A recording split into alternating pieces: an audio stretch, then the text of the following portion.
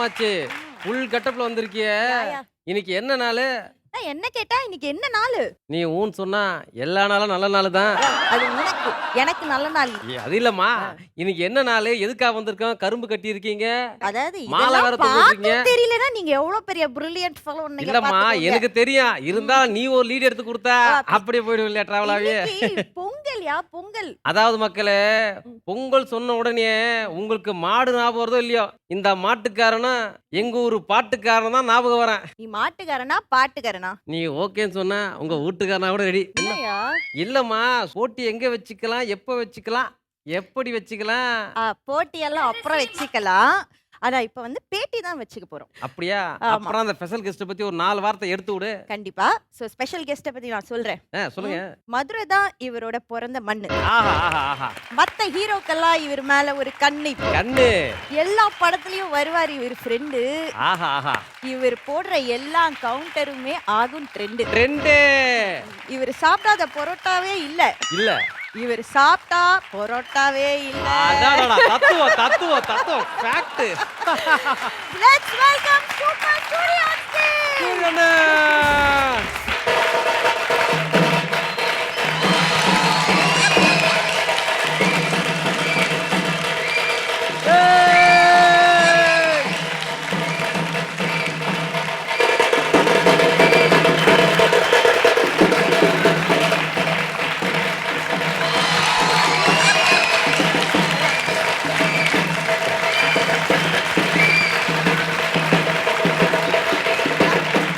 அண்ணே பாத்தீங்களாண்ணே, புலிக்கு கொஞ்சம் மூச்சு வாங்குதுண்ணே. இந்த புலிக்கு கொஞ்ச நேரம் முன்னாடி மூச்சு. நான் கூட ஏதோ மூவ்மெண்ட் வச்சேங்க பாத்துங்க. இந்த வயசு நமக்கே மூச்சு வாங்க. ஆனா இவர் கண்டினியூவா மூச்சு இல்லாம இந்த அளவுக்கு ஆடிக்கிட்டு இருக்காருங்க. நமக்கு பெரிய விஷயம். தாண்டா எங்க அண்ணன் சூரியன். சூப்பருங்க சார். வாழ்த்துக்கள் அண்ட் ப்ளீஸ் வெல்கம். ரொம்ப ரொம்ப ஹாப்பியா இருக்கு நீங்க வந்ததுல. ஸோ நிறைய விஷயங்கள் பேசணும். So please take your seat. Thank you. Thank you so much.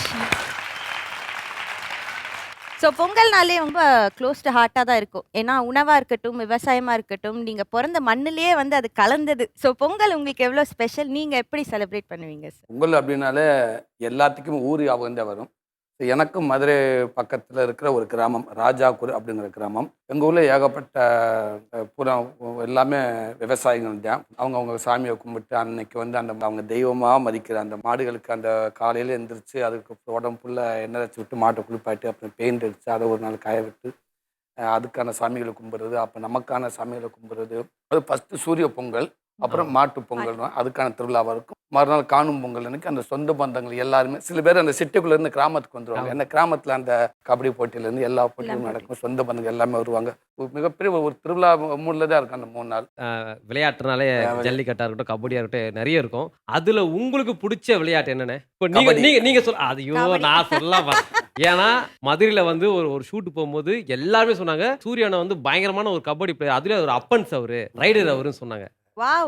பக்காவா பயங்கரமா இப்போ விளையாடுறாங்களே அந்த அளவுக்கு நம்ம விளையாடுவோமா நான் தெரியாது. கண்டிப்பா கிராமத்துல இருக்க எல்லாருமே கபடி விளையாண்டுருப்போம்.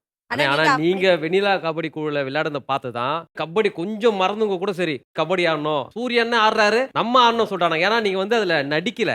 ஆனா சூரியனே கபடி விளையாடுறாப்புல அப்ப நம்ம விளையாடுறோம் புரியலையே. இல்லண்ணே, நிறைய பேர் வந்து கபடி கொஞ்சம் கொஞ்சமா அப்படியே வந்து கிரிக்கெட் தான் அதிகமா வந்துருந்து. கண்டிப்பா அந்த படம் வர்றப்ப இன்னும் கபடி வந்து அதிகமா ரீச் ஆச்சு. அதே நேரத்தில் நீங்க சொல்ற மாதிரி நான் நல்லா விளையாண்டுருக்கேன்னா எங்களுக்கு 3 மாசத்துக்கு முன்னாடி ட்ரைனிங் கொடுத்தாங்க. டைரக்டர் சுசீந்திரனே அவர் ட்ரைனிங் கொடுத்தாரு. ட்ரைனிங் கொடுத்ததுனால கொஞ்சம் ஓரளவுக்கு அந்த ரியல் பிளேயர் பக்கத்துல கொஞ்சம் ஒரு 60-70% பக்கத்துல இருந்தோம்.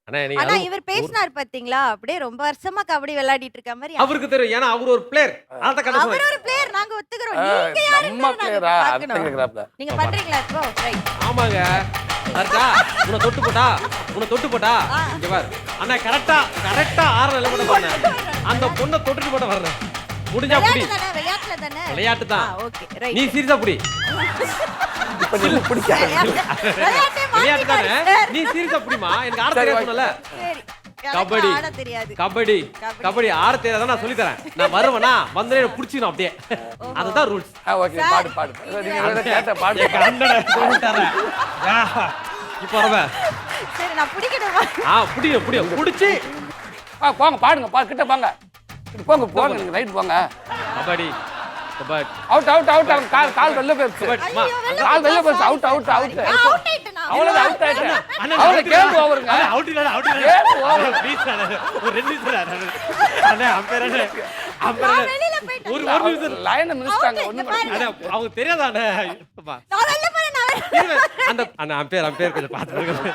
கபட் கபட் ஐயோ, புடிச்சுமா, lock பண்ணிடுமா. கபட் ஐயோ போக முடியலையே. கபட் ஐயோ போக முடியலையே. அதை தொடரா போற தொடர்ந்து. கபட் கபடி கபடி ஐயோ போக முடியல.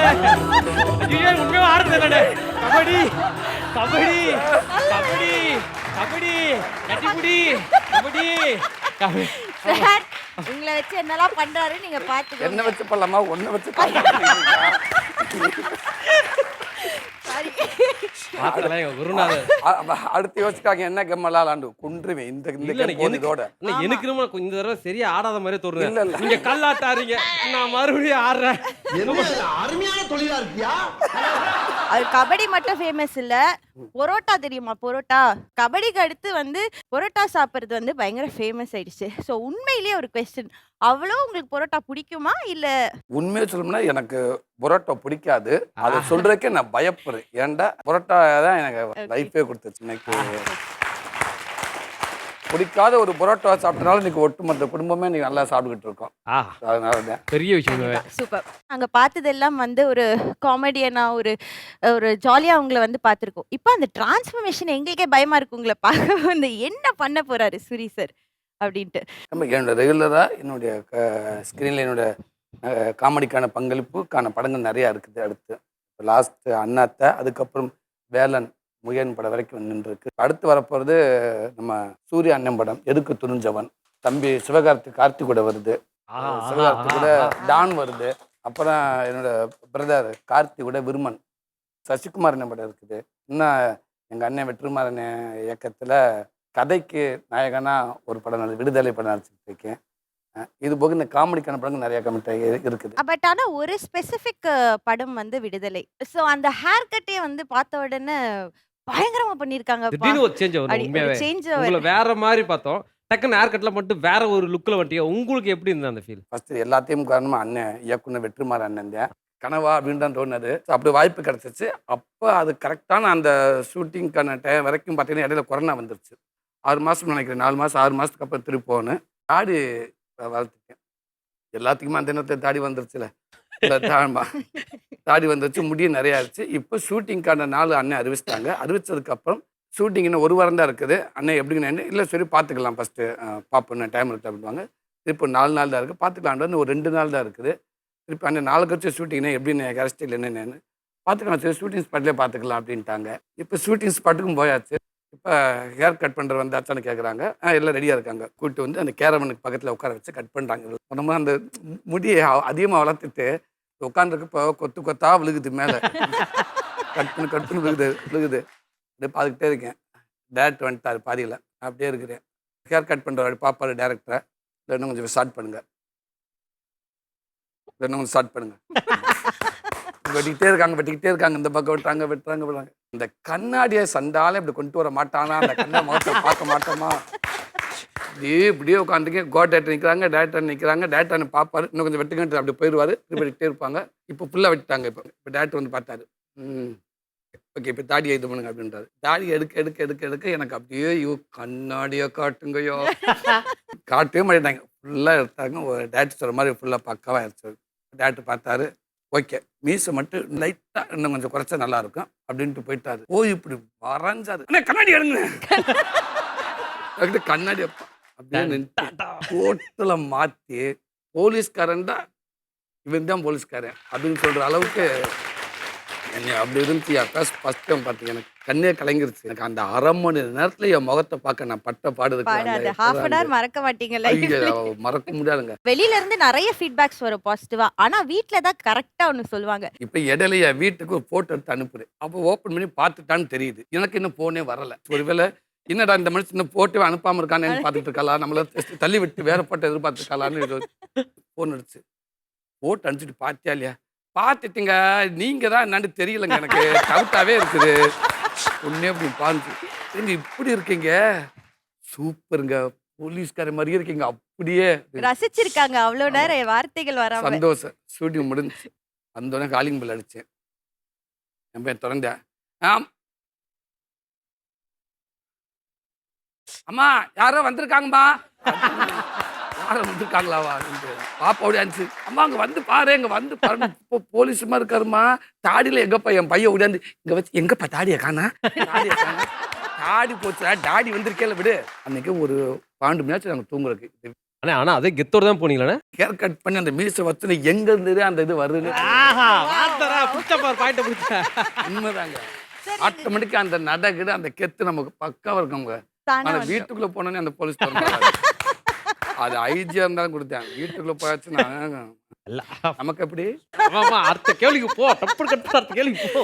உங்க சொந்த ஊருக்கு நீங்க போயிட்டு ஒரு பொங்கல் ஒரு 4-5 டேஸ் கொண்டாடிட்டு திருப்பி சென்னைக்கு வரப்போ வந்து எந்த விஷயத்த நீங்க ரொம்ப மிஸ் பண்ணுவீங்க? நான் ஊருக்குள்ள இங்கிருந்து போற வரைக்கும் எனக்கு ஒரு நடிகன்ற ஃபீல் இருக்கும். எங்க ஊருக்குள்ள என்ட்ரி ஆயிட்டுண்டா எனக்கு அந்த நடிகன்றது எனக்கு தோணாது. காரணம் அது நான் அப்படி இருப்பேன்லாம் கிடையாது. நான் நடிகன் நினைச்சா கூட அங்க காலி பண்ணிடுவாங்க. உள்ள என்ட்ரி ஆனோட முடிஞ்சு போச்சு. நம்மள நடிகன்ற தூக்கி அடிச்சு கீழே இறக்கி விட்டுருவாங்க. மாப்பிள்ள வாடா, வாயா எப்படியா இருக்கு சாமிடா, எப்படி நீ சாமின்னா கூப்பிடுவாங்க.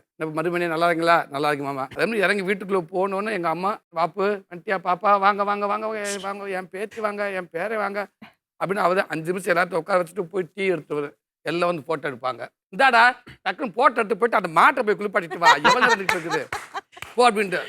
அம்மா இருமா இந்தா போய் நீங்க டக்குன்னு எடுத்துட்டு விடுங்கப்பா, அவனு ரொம்ப நேரம் கிட்ட போய் அந்த கண்டுகிட்ட குளிப்பாட்டு வாடா போடா அப்படின்ட்டு. அவங்க அதுக்கெல்லாம் யோசிக்கவே மாட்டாங்க. பாப்பாங்க என்ன நம்ம போட்டோ எடுத்துக்கிட்டு இருக்கு, இந்த மனுஷன் மாடை குளிப்பாட்டு அனுப்பிச்சு விடுறாங்க அப்படின்னு. எந்த எங்க வீட்டுல அதுதான் என்ன சாமி தான் கூப்பிடுவாங்க அப்படின்னு நீங்க சொன்னீங்க. ராம் லக்ஷ்மணன் நாங்க. ஆனா இந்த பேரோட பயணம் எப்படி வந்து ராம் வந்து எப்படி சூரி? அதுதான் எங்க ஐயா பேரு ராமசாமி. கணவர் பேரோ மாமனார் பேரோ முதல் எழுத்து வந்துச்சுன்னா அதை உச்சரிக்க மாட்டாங்க. அதனால என்ன பண்ணுவாங்க, எங்க அம்மா சாமின்னு என்னை கூப்பிடும். ஸ்கூல்ல ராமசாமி. ரஜினிகாந்த் சார் படத்தை வந்து தளபதி படத்தை பார்த்துட்டு நான் சூர்யான்னு வச்சேன். பயங்கரமான ஒரு சந்தோஷத்துல நானும் என் ஃப்ரெண்டுக்கு தான் போனேன். டேய் என் பேரை நான் சொல்வேன் சாமி, இன்னும் சூர்யா என்ன டேய் சூர்யாடா சூர்யான்னு சொல்றான்ட்டு. இப்ப எங்க வீட்டுல இருந்து எங்க அம்மாட்ட சொல்றேன், அம்மா சூர்யான்னு சொல்லி எதுக்குற யாரா அது சூர்யான்னு சொல்லுவேன், சூர்யா அங்க வரான்னு சொல்லுவேன். யாரா அது? நான் தாமா, என் பேர் சூர்யான்னு மாத்திட்டுமா, நீ கூடாது எடு அப்படின்னு சொல்லிட்டு ஒன்று சொல்லுவாங்கல்ல, எடு என்னத்த எடு